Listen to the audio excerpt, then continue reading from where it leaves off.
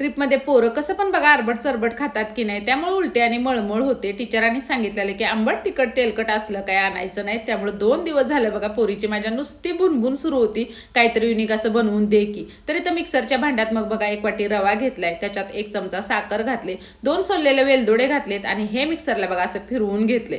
नंतर त्याच्यात दूध घातलं आणि पुन्हा एकदा हे बघा फिरवून घ्यायचंय. तर केकचं कसं बॅटर असतं की नाही, तसं आपलं मिश्रण हे झालं पाहिजे. आता 15 मिनिटं हे बाजूला ठेवायचं.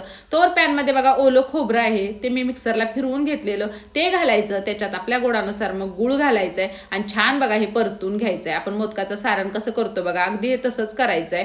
आता बॅटरमध्ये 1 चमचा बेकिंग पावडर, अर्धा चमचा बेकिंग सोडा, चिमूटभर मीठ घालायचं आणि छान बघा हे फेटून घ्यायचंय. आप्याच्या भांड्याला मग तेल लावायचं आणि त्याच्यात की नाही 1 चमचा बॅटर आहे की नाही बघा, ते घालायचंय. त्याच्यात खोबऱ्याच्या सारणाचा गोळा आहे बघा, तो ठेवायचा. वरून परत 1 चमचा बॅटर घालायचं.